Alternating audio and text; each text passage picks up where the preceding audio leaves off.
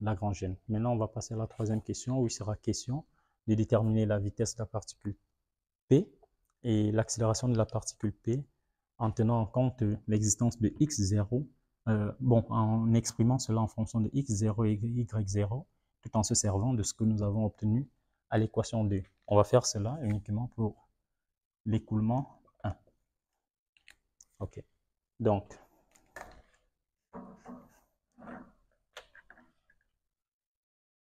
n'oubliez pas, s'il y a un truc que vous voulez voir, vous avez entièrement accès à la vidéo, donc vous pouvez rentrer et tout simplement et déterminer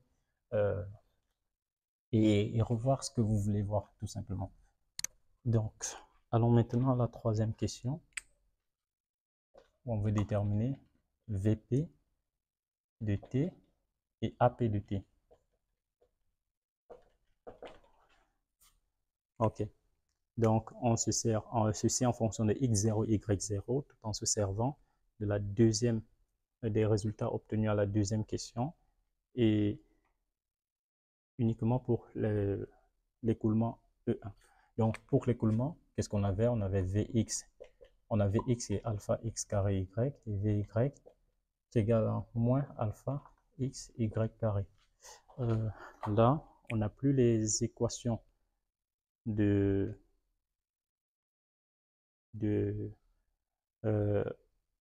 les équations de x de t, y de t pour le deuxième écoulement. Pour le premier écoulement, question de dériver simplement pour avoir AP de t. Donc, on va le faire rapidement pour avoir. Donc, qu'est-ce qu'on a? On le refait rapide. Donc, on a dx sur dt qui sera égal à alpha. On a x, y égale à c1 qui est égal à x0, y0. Donc, j'ai alpha x0, y0, x et dy sur dt qui sera égal à moins alpha x0, y0, y. Donc là, j'ai dx sur x qui est égal à alpha x0, y0, dt et j'ai dy sur y qui est égal à moins alpha x0, y0, dt. OK.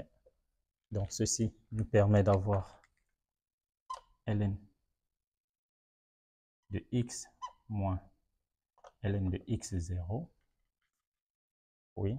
Bon, OK. Donc, c'était juste pour se rappeler des équations. Donc là, on a ln de x sur x0 qui sera égal à alpha x0, y0, t, plus une constante. Mais on a vu que la constante, elle va s'annuler. Bon, la constante, elle est nulle parce que lorsqu'on va composer par exponentielle, cela sera simplement égal à 1. Donc, on a ln de y sur y0 qui sera égal à moins alpha x0, y0, t.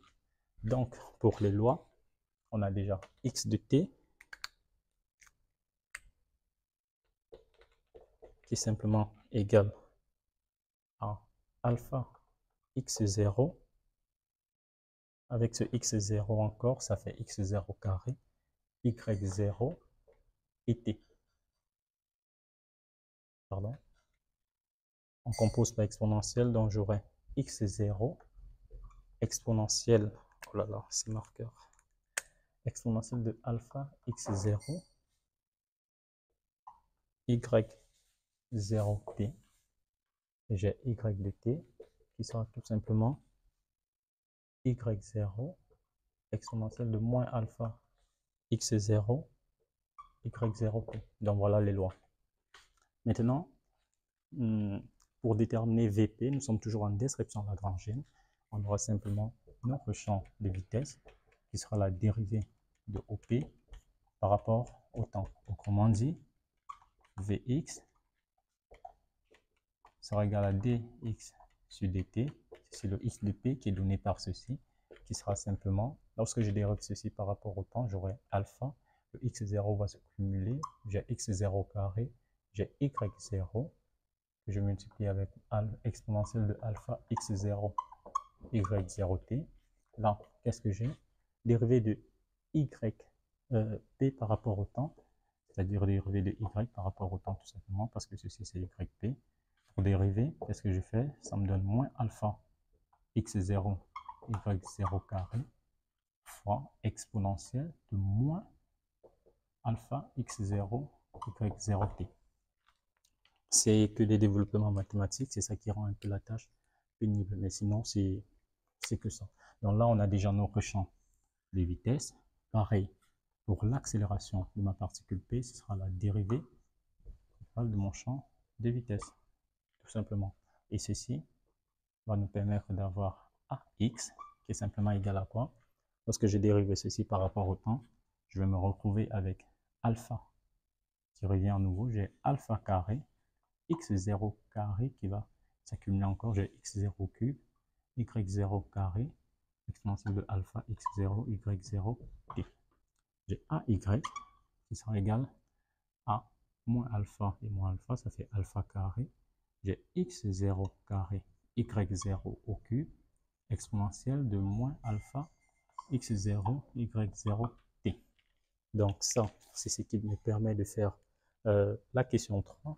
Et on passe directement à la dernière question de l'exercice, qui est la question 4, et qui nous demande de retrouver l'accélération, le champ d'accélération, en utilisant la description eulérienne maintenant. Donc on va retrouver cette expression, mais en utilisant la description eulérienne. Donc pour utiliser la description eulérienne, on va se baser sur ce champ de vitesse. On se rappelle, bon, ceci, on va déjà remplacer par ce qu'on connaît. On a Vx égale à alpha x0, y0, x, et Vy égale à moins alpha x0, y0, y. On se rappelle qu'en description eulérienne, l'accélération de la particule P était donnée par l'accélération locale, qui est la dérivée de Vp par rapport au temps, dérivée partielle, plus la partie convective, qui est V scalaire grade, appliqué à mon champ de vitesse. Ce qui veut dire quoi? AX sera égal à quoi? Dérivée de Vx par rapport au temps, plus, maintenant on va appliquer cet opérateur à la composante Vx, comme on l'avait dit, et rappelez-vous que cet opérateur, lorsqu'il s'applique sur une composante, c'est juste Vx dérivé par rapport à x, plus Vy dérivé par rapport à y, plus Vz dérivé par rapport à z. Mais comme ici nous sommes en écoulement bidimensionnel, on va omettre cette partie, on va rester avec ça. Du coup, si je l'applique à Vx, je me retrouve avec Vx dérivé de Vx par rapport à x, plus Vy dérivé de Vx par rapport à x. Ceci me donne quoi? Quand je vois mon champ de vitesse Vx qui est là, il ne dépend pas de t, ça veut dire que ça c'est 0. J'ai maintenant plus Vx qui est alpha x0, y0, x, dérivé de Vx par rapport à x, voici Vx, quand je dérive par rapport à x, j'ai alpha x0, y0, plus Vy qui est ceci, dérivé de, pardon, ça c'est y, dérivé de Vx par rapport à y. Or, Vx ne dépend pas de y, ça veut dire que ceci va s'annuler. Donc, je reste bien là avec alpha carré x0. J'ai, bien sûr, oui, j'ai x0 alpha carré x0 carré y0 carré fois x, tout simplement. Donc là, ça me donne mon AX. Et je sais que mon X, il vaut quoi? Je me rappelle de l'expression de X, qui est simplement là. Vous voyez que si j'ajoute l'expression de X, j'aurai simplement alpha carré x0 au cube, y0 au carré, exponentielle de alpha x0, y0, t. Donc ceci, c'est AX. Vous voyez que ça C'est exactement l'expression que nous avons obtenue en passant par la description lagrangienne. Maintenant, on fait juste de même pour AY.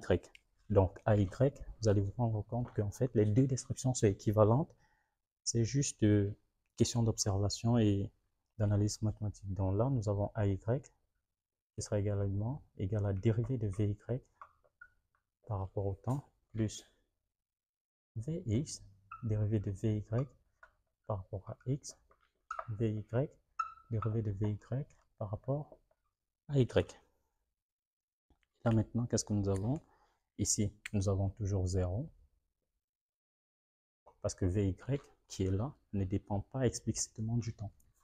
Donc là, Vx, on a alpha x0. Est-ce que Vy que nous avons dépend de x? Vy ne dépend que de y, ça veut dire que ceci va s'annuler.